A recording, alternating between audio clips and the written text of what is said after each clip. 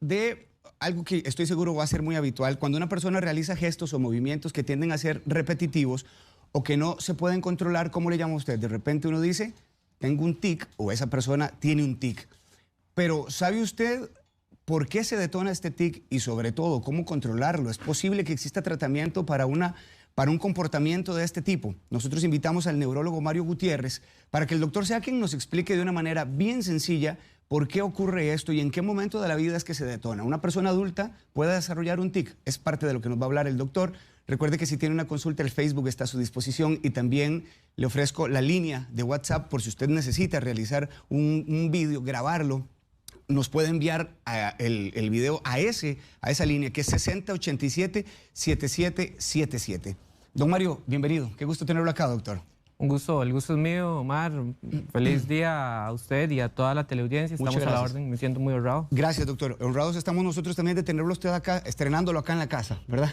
Así es. Doctor, cuando uno habla de TIC, yo creo que normalmente uno puede ir entendiendo, pero médicamente no aterriza uno el concepto. Explíquenos usted. Bueno, básicamente es una serie de movimientos involuntarios, ¿verdad? De probablemente un músculo, un grupo muscular, ¿verdad? Pero que también podrían ser inclusive vocalizaciones. Estos son repetitivos, ¿verdad? Se presentan de vez en cuando, a veces en brotes, a veces más, a veces menos, a veces más severos que en otras ocasiones, ¿verdad? ¿Qué tipo de manifestaciones puede incluir específicamente un TIC, doctor? Una de las características más importantes que tiene el TIC es que el mismo es semivoluntario, ¿verdad? O sea, hay una sensación premonitoria, que esto quiere decir que el paciente siente algo, ¿verdad? Normalmente ellos lo describen como una sensación urente, como hormiguitas, cosquillitas, y que los hace hacer determinada acción. Y al hacer determinada acción, pues entonces en realidad se le origina al paciente una sensación placentera y es de ahí el origen que lo está repitiendo, ¿verdad? Entonces esa es la sensación inicial, pero por supuesto luego ya viene la contracción del músculo, del grupo muscular, o la vocalización, ¿verdad?, de ese tic, ¿verdad? Sí, ahora que usted hablaba, doctor, de que incluso podría presentarse o a nivel verbal o a nivel físico algún movimiento involuntario, me lleva a pensar si tienen alguna clasificación los tics. Sí, de hecho se clasifican desde el punto de vista de lo que podemos nosotros observar, ¿verdad?, como tics simples o complejos, de que se tratan únicamente de un grupo muscular o son varios grupos musculares y son movimientos más amplios. En el caso de los complejos o en el caso de las vocalizaciones, si son simples, ¿verdad?, sílabas o gruñidos, ¿verdad?, o si son complejas, si son ya frases o inclusive coprolalia, ¿verdad?, cuando dicen obscenidades, ¿verdad? Pero también se clasifican dependiendo de su origen, ¿verdad? La mayor parte de los tics pues, son de origen primario, es decir, son de origen benigno, y están los secundarios, que son producidos por alguna enfermedad en el sistema nervioso central, traumatismos craneoencefálicos, evento cerebrovascular, ¿verdad?, alguna otra enfermedad orgánica. Entonces se clasifican desde el punto de vista de lo que observamos o de su origen, ¿verdad? Sí. ¿Por qué ocurren, doctor? En realidad yo lo que les explico a los pacientes es que nosotros tenemos una serie como de poleas o de balances en nuestro sistema nervioso central, específicamente, Omar, en la parte más basal de nuestro cerebro, que se encarga de muchas funciones automáticas, ¿verdad?, como el caminar, andar en bicicleta. Entonces resulta que estas poleas pues lo que hacen es una serie de agonismos, o sea, tratar de realizar el movimiento, y otros como tratar de delimitarlo para hacerlo bien en tiempo, forma, ¿verdad?, en circunstancias adecuadas. Pero lo que normalmente sucede en estos pacientes es que ellos tienen una susceptibilidad genética para que los neurotransmisores o los mensajeros bioquímicos que producen el movimiento estén más ávidos, estén saliendo más de sus terminales, y entonces originan movimientos inadecuados en tiempo, espacio, circunstancia. ¿En qué momento de la vida normalmente ocurren? Normalmente los tics que son primarios, los benignos, empiezan a ocurrir por ahí de las edades preescolares, escolares, ¿verdad?, alrededor de los 5 o 6 años, ¿verdad? Siempre se originan normalmente antes de los 18 años, ¿verdad? Cuando hablamos antes, mucho antes de esas edades, estamos hablando de otros tipos de trastornos del movimiento, y cuando son después de los 18 o 21 años, probablemente alrededor de los 5 o 6 años, ¿verdad? Siempre se originan normalmente antes de los 18 años, ¿verdad? Cuando hablamos antes, mucho antes de esas edades, estamos hablando de otros tipos de trastornos del movimiento, y cuando son después de los 18 o 21 años, probablemente ya no estemos hablando de un tic primario, sino de alguna otra enfermedad que nos está causando tics. Sí, doctor, uno como padre de un niño, ¿cómo puede comenzar a darse cuenta que se está tratando de un tic y no de una conducta aprendida por una serie de televisión que está observando, que también suele a veces ser bastante común? Sí, es correcto.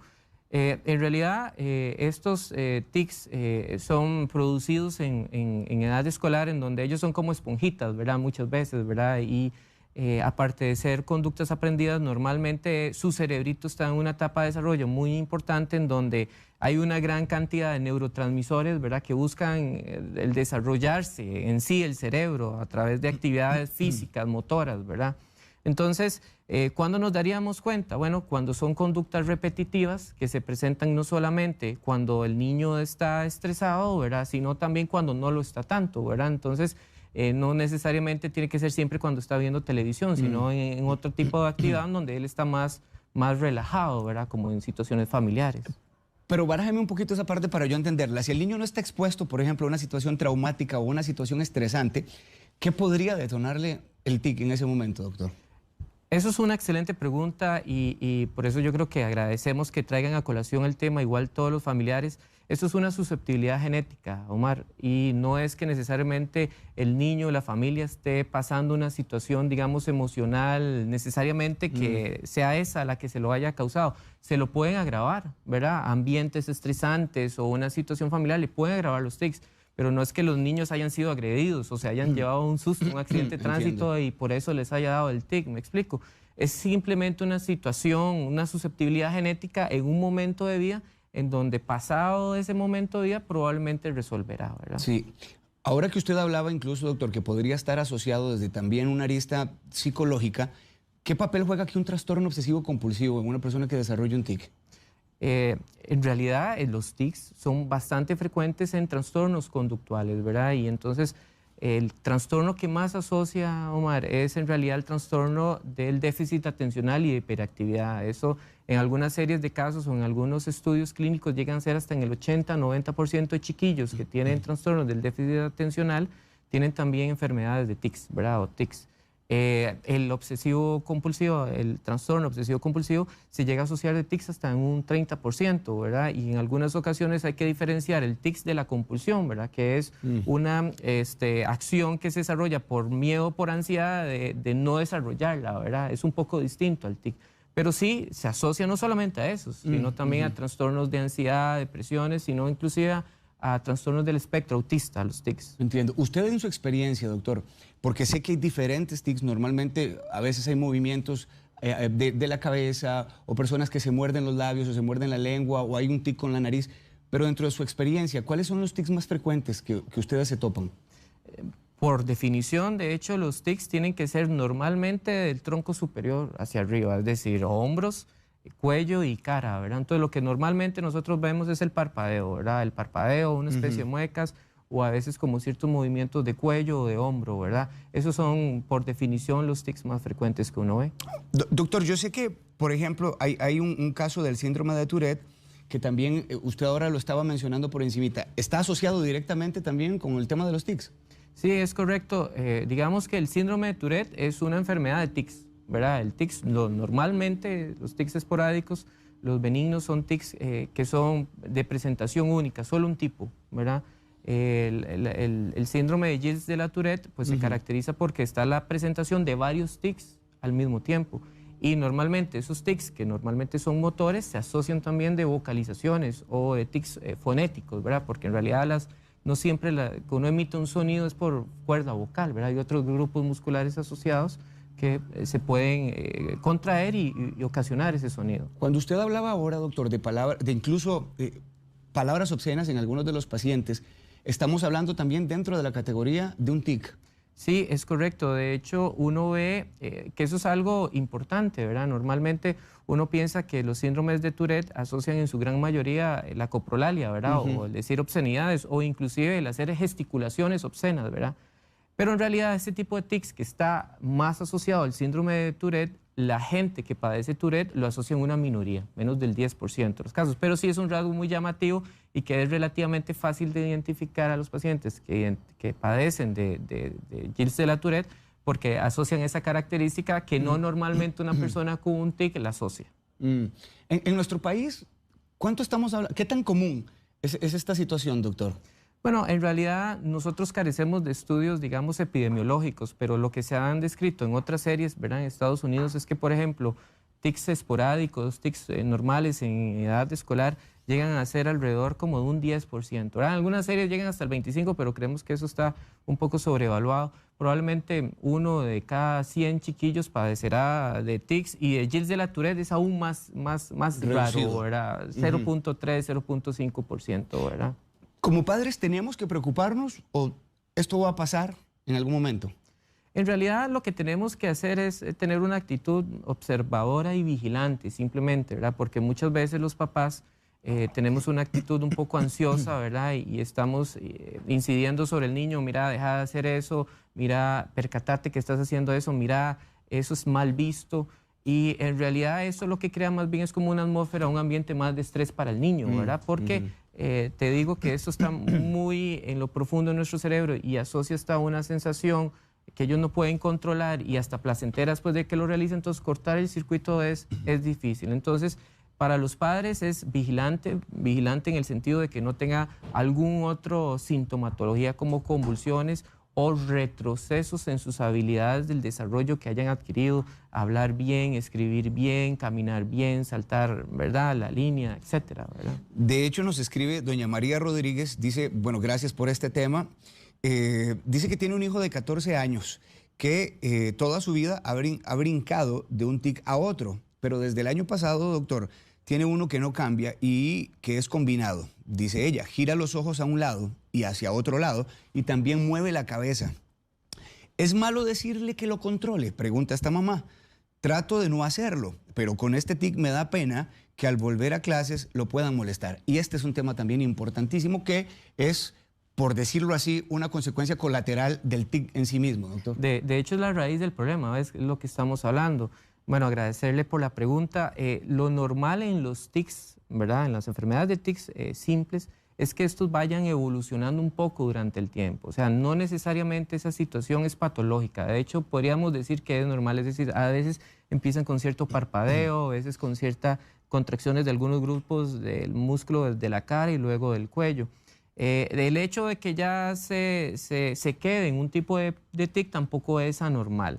Ahora, el problema de decirle la cosa quizás es cómo decírselo. Me explico. A veces, si ya somos un poco más adultos y tenemos la capacidad, porque eso se trabaja a través de psicoterapia y de abordajes conductuales, ¿verdad?, y consejería psicológica, psiquiátrica, es sí, efectivamente, tratar de controlar el origen del tic y tratar de cambiar el tic que se realiza por alguna otro automatismo motor que sea quizás un poco más aceptado. Pero si estás como papá diciéndolo, mira, fulanito, deja de hacer eso, mira, te van a hacer bullying, entonces cuando llegue a la escuela, pues entonces va a estar estresado, ansioso de que le hagan bullying, y al primer bullying entonces ya no lo va a poder controlar. Es como una cadena. Yo me imagino, doctor, que en el caso de esta mamá también es algo bastante común, que además está de una manera de prever que esto le ocurra a su hijo, que ya tiene 14 años, nos dice doña María. Ella lo que quiere es lo mejor para su hijo y prever, pero les repito, para eso hay abordajes psicoterapéuticos y especialistas que la pudieran ayudar en el tema. Ese es el primer paso entonces para doña María, ojalá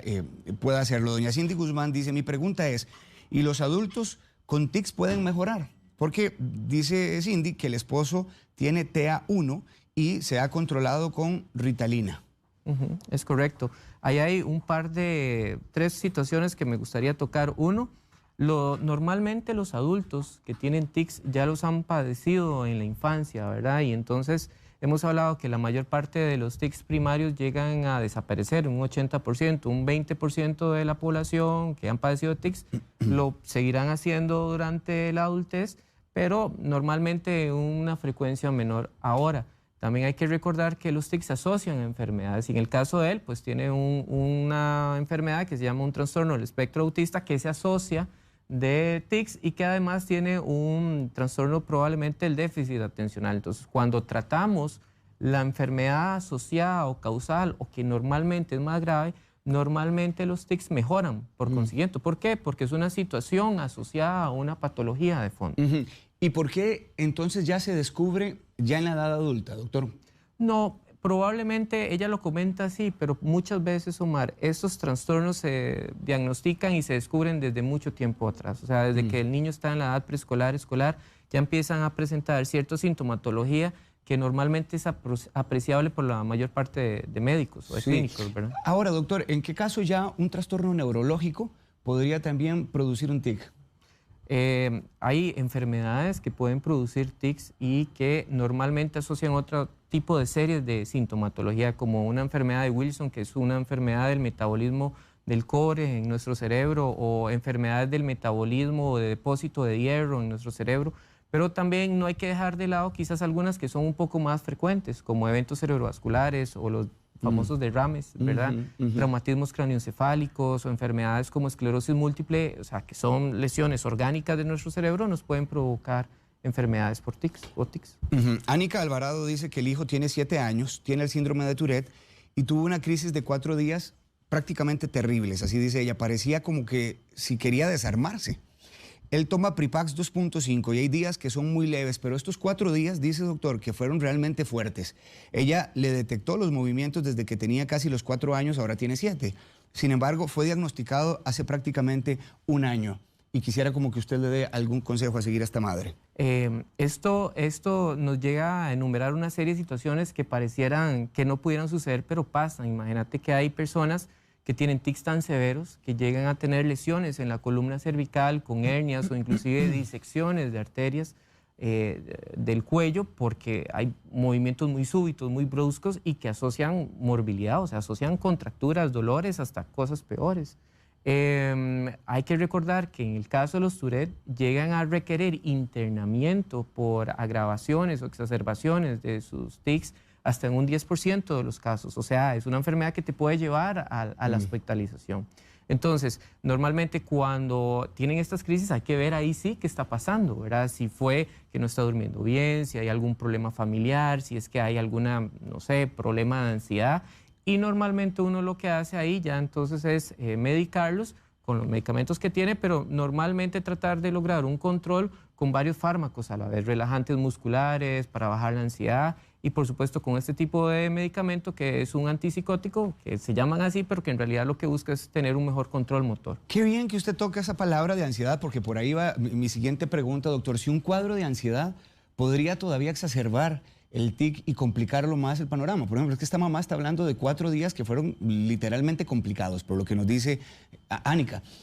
El cuadro de ansiedad, entonces, podría más bien también complicar la situación. Claro, lo podría complicar y lo podría asociar, ¿verdad? De ahí que mucho del enfoque psicoterapéutico está en lograr de tratar de identificar aquellas situaciones que pudieran ser más estresantes para el individuo o que podrían originar más esas crisis de tics para abordarlas desde previo con técnicas de relajación, de respiración, hasta que en el momento que se vayan a dar, pues dar tratamientos de rescate inclusive, ¿verdad? ¿Es usual que haya personas que no descubran que tienen un tic, doctor? Sí, es correcto, y esto es debido al mecanismo medio semiautomático que tiene el tic, ¿verdad? Te digo que el lugar donde se origina, ¿verdad?, es en la parte más basal de nuestro cerebro, y pese a de que cuando se tiene el tic y se quiere un abordaje, se trabaja en lograr identificar esa sensación premonitoria, esa sensación inicial que vos sentís antes de tener el tic y de bloquearlo ahí. ¿De acuerdo? Hay muchas veces que ya esto es un circuito reforzado y es algo automático, como cuando caminamos o andamos en bicicleta, ¿verdad? Entonces, es simplemente un circuito que está ahí dando vuelta y muchas veces las personas ni se percatan que lo están haciendo, ¿verdad? Si uno, ¿cómo lo maneja uno? No en el caso de un niño, porque usted nos ha explicado con toda claridad cuál sería el planteamiento, pero si se trata de un adulto, doctor, ¿cuál debe ser el manejo también de la familia? Es muy importante hablar con los familiares y con el paciente de las metas terapéuticas, ¿verdad? Porque muchas veces a ellos lo que les preocupa es el origen y ver a qué se asocia, ¿verdad? Si será una enfermedad mala. Cuando ya normalmente hablábamos y de que el papá tenía tics y que él tuvo tics en un principio y quizás ahora estamos viviendo una situación ansiosa o depresiva, pues quizás ese sea la raíz del problema en el momento actual y haya que trabajarlo en ese momento, ¿verdad? Entonces, se rodea mucho de las circunstancias, porque uno tiene la idea y uno quisiera poder tener la respuesta y el tratamiento óptimo en donde tomas un medicamento y se van los tics. y muchas veces lo que sucede es que los tics responden en algún porcentaje variable. El medicamento sirve, pero no desaparece por completo el tic, y más aún si no estás tratando la raíz del problema. Claro. Porque a veces queremos quitar el tic, pero la raíz del problema es una situación estresante en el trabajo. ¿Usted recomienda que no solamente el paciente como tal tenga que informarse y llevar la terapia propia que usted está hablando, sino que también la familia, que sea un tratamiento integral? Exactamente, inclusive cuando estamos hablando de edades escolares es muy importante lo que estamos haciendo hoy, ¿verdad? Educar a los profesores, a los orientadores, a los familiares, no solamente estos chiquitos, sino de los chiquitos que podrían hacerle bullying al compañerito, ¿verdad? De saber de que un entorno estresante para el paciente, pues va a actuar en peor la exacerbación de los tics, ¿verdad? En primer caso, doctor, ahora que las clases están iniciando, creo, usted es el experto, pero el especialista, que lo pertinente también es que estos padres informen a los educadores de esta situación que tiene el hijo, que tiene la hija. Claro, perfecto. Inclusive que los ha llevado a consultas médicas, que ya les dijeron de que no es nada malo, pero de que quieren crearle el mejor ambiente para el chiquito o para la persona, ¿verdad? En sí. Y que debemos de todos colaborar en pro de eso, ¿verdad? Es que llevándolo a la vida del día a día, doctora, a la parte práctica, una persona que tiene un tic de estos, por ejemplo, está en el cine o está en algún lugar y no puede controlarlo, o está en un funeral y esta situación se sale de control, para la mayoría que desconoce esto podría ser un poco extraño. Chocante, podría claro. ser, ¿verdad? ¿Cuándo ya este tic, aunque usted me lo decía antes un poquito, pero cuándo ya este tic se sale de nuestras manos y más bien puede traer complicaciones? No, definitivamente que aquí el que tiene la palabra es el paciente y bueno, en el caso de los niños, los familiares del niño, ¿verdad? Porque si ya vemos que tiene mucha carga social, tiene mucha carga estética, tiene mucha carga anímica, pues definitivamente habrá que instaurar el tratamiento. El tratamiento, entiéndase que no es única y exclusivamente farmacológico, ¿verdad? Debemos de hacer un abordaje psicológico, con técnicas de respiración, con los abordajes de los diferentes entes, ¿verdad? El ambiente laboral, lo educativo donde se desarrolla y, por supuesto, instaurar un tratamiento farmacológico que le ayude al paciente. En el caso de esta televidente que se llama Lucy Reyes, dice que el hijo tiene 5 años y hace como un mes él comenzó, doctor, que cada vez que habla repite las cosas en voz baja.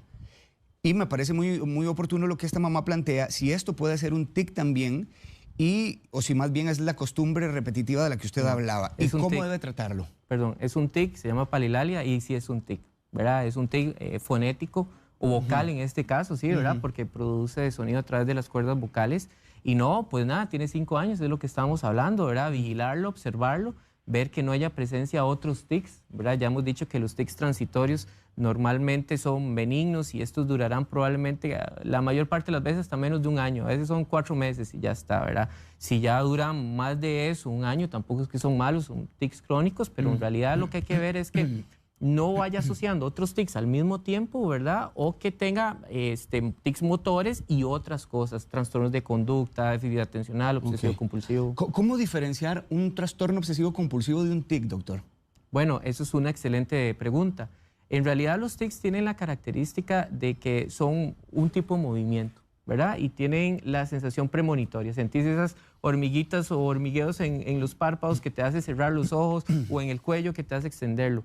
En el caso del trastorno obsesivo compulsivo, pues son una serie de conductas obsesivas, rígidas, ¿verdad? Que son difíciles de cambiar, y compulsiones que son no solamente un tipo de movimiento, ¿verdad? Sino lavarse bien las manos o lavar bien el estante o lavar bien lo de la puerta donde se agarra, ¿verdad? Entonces son una serie de acciones en donde ya es distinto al tic, que es solamente un músculo o un grupo muscular el que hace el movimiento. Ahora que usted hablaba del trastorno del espectro autista, doctor, que claramente no es una enfermedad, sino que es una condición, y yo pienso que hay que ir rompiendo con ese paradigma, ¿verdad? De que muchas veces ha sido como llamado enfermedad y realmente es una condición. La misma pregunta quería formularle con respecto al trastorno obsesivo compulsivo. ¿Cuándo podría el trastorno del espectro autista asociarse con el desarrollo de un tic? No, es un porcentaje no menor, ¿verdad? Probablemente llegarían en un 10, un 20%, y sobre todo sabiendo que esta condición se asocia no solamente de tics, ¿verdad? Sino se asocian de otros trastornos de movimiento que a veces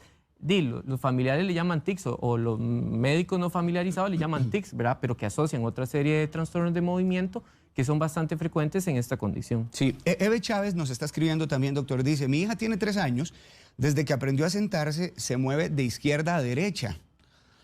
Le diagnosticaron pseudocrisis epiléptica y quiere saber esta mamá si esto tiene también alguna relación con los tics. Ok, como toda la medicina no hay como poder evaluar bien el paciente y ojalá ver un video o verlo en el consultorio, pero normalmente este tipo de movimientos no son tics, ¿verdad? Estamos hablando de que hay varios tipos de trastornos de movimiento. Probablemente esto sea más estereotipias. Estereotipias son movimientos que son de grupos musculares más amplios y son como de un rango muscular más amplio. Y normalmente son, hemos dicho que los tics son de una manera esporádica, esos son algo un poco más repetitivo. Las estereotipias no necesariamente son negativas, ¿verdad? Son malas, ¿verdad? Pero habría que evaluarla en el contexto de la paciente, ¿verdad? ¿Cuánta duración puede tener un tic, doctor? Son milésimas de segundos, ¿verdad? Es decir, desde el momento de la contracción muscular. ¿Cuánto puede durar un tic? Pues ya te he dicho, ¿verdad? Lo que es normal es que antes de los 18 años resuelva el 80% de los casos y quedará un 20% que seguirá padeciendo en la adultez. A veces más, a veces menos, a veces no lo tendrá, a veces en situaciones de estrés lo tendrá más. Esto que usted plantea también me llama mucho la atención, doctor, porque he escuchado también de mucha gente decir, anda como descontrolado, ¿verdad? Como que anda más ansioso, anda más estresado. Este tipo de nivel de estrés, este tipo de nivel de ansiedad repercute directamente en el tic, incluso en su duración, en su severidad, tiempo. claro, ¿Sí? Absolutamente, ¿verdad? Bueno, es un poco lo que habló la mamá del chico con Tourette, que tuvo 4 días muy mal y que habrá debido haber un desencadenante, un descompensante de su condición, ¿verdad? Es cierto, ¿verdad? Entonces, tics que pasaban desapercibidos, pues se pueden empeorar por una situación, un enojo con el jefe o un accidente de tránsito, ¿verdad? Sí. ¿Cuándo ya se realiza el diagnóstico? ¿Y cómo se hace, doctor? En realidad no hay ninguna prueba de laboratorio o de gabinete, es decir, TAC o resonancia magnética que te diga el diagnóstico, ¿verdad? Es a través de la observación clínica, de una buena historia clínica, de entrevistar al paciente, sus familiares, de ver al chico o al paciente, ¿verdad? El tipo de movimiento que realiza y la vigilancia y observancia en el tiempo, ¿verdad? De ver de que esto no cambia o que cambia muy poquito y de que no asocia alguna otros síntomas o signos de preocupación, de alarma. ¿Qué tratamiento se da? El abordaje normal que debería de ser, de hecho, la piedra angular de todo es el abordaje conductual o psicológico, ¿verdad? Que hemos hablado. Pero también hay tratamiento farmacológico y eso es importante que los papás y los que lo padecen entiendan que hay tratamientos hasta para tics leves, hasta para tics severos, ¿verdad? Y que entonces dependiendo de la condición y dependiendo de la meta y de las expectativas que tenga el paciente y la familiar, pues instaurará uno u otro dependiendo si el tic es muy severo o es algo relativamente leve, ¿verdad? Yo creo que aquí también es importantísimo, doctor, llegar ya como a cuándo hay que consultar al médico. O sea, ¿qué deben observar los padres e incluso las personas adultas que nos están viendo de cuándo ya es necesario ponerle un control y un tratamiento?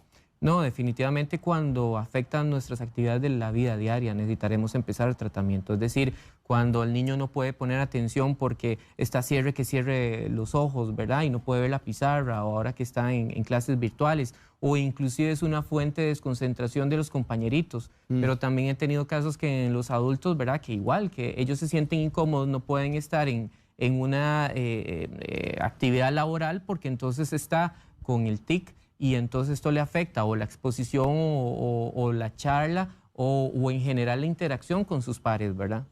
He escuchado incluso que hay personas que tienen tics, doctor, que como técnica de solución se colocan frente al espejo como para intentar ver en qué momento es que ocurre el tic. Y he visto que algunas personas incluso me han dicho, a mí me ha funcionado. ¿Esto podría ser un ejercicio práctico? Sí, de hecho, lo que consiste y es la base de todo es identificar esa sensación, ¿verdad? Que es la previa a tener el tic, ¿verdad? Entonces, al identificar esa sensación y al ver qué tipo de tic vos tenés, lo que tratás de entrenar frente al espejo es cambiar un poquito el tic para que sea de menos rango, de menos severidad, menos mal visto, ¿verdad? En las circunstancias determinadas, ¿verdad? Que el parpadeo sea más leve o cambiar un poco el movimiento por algo que sea un poco más socialmente aceptable. Y por supuesto que si esto falla, tenemos opciones terapéuticas desde anticonvulsivantes hasta los antipsicóticos que pudieran ayudar, ¿verdad? Sí. Dice Graciela, si un adulto joven que se arranca los pelitos de las cejas, esto podría ser un tic y si podría ser tratable, parte de lo que usted nos ha comentado. Pero dentro de su experiencia, doctor, ¿este tipo de conducta podría ser considerado un tic? No, estos son una serie de movimientos que son más estructurados, ¿verdad? Entonces, cuando estamos hablando de movimientos más estructurados, podríamos estar hablando de estereotipias o de conductas de la condición del trastorno del espectro autista, pero necesitaríamos ver el caso en particular, ¿verdad? Y a propósito de esto, Silvia Portugués plantea, doctor, explíqueme cuál es la diferencia entre un tic y las estereotipias. Las estereotipias en general son movimientos mucho más grandes, ¿verdad? Y son movimientos mucho más complejos, es decir, los tics son contracciones de los músculos, normalmente te hemos dicho, Mar, que es de la cintura para arriba o de los hombros para arriba normalmente. Las estereotipias ya tienen que ver más con movimientos de manos, de tronco, de piernas, ¿verdad? Entonces es algo muy común que vemos chiquillos aplaudiendo, ¿verdad? O tocándose las orejas o estirando el cuello y tocándosela, inclusive tirando cosas, ¿verdad? Entonces las estereotipias son movimientos como más complejos, de un rango de movimiento más amplio, ¿verdad? Ya en un adulto, doctor, ¿una técnica de relajación, determinada técnica de relajación, también podría contribuir como un tratamiento alternativo? Absolutamente, técnicas de relajación, técnicas de concentración alterna, de desviar tu atención hacia lo que te está estresando y pensar en otra cosa, ¿verdad? Todo eso es en lo que se basa el enfoque conductivista de precisamente cambiar esas conductas de riesgo que te originan los tics. Comprendo. Dos preguntas más, doctor. Silvia Portugués dice, no, esta ya se le dice, la relación entre tics y estereotipias.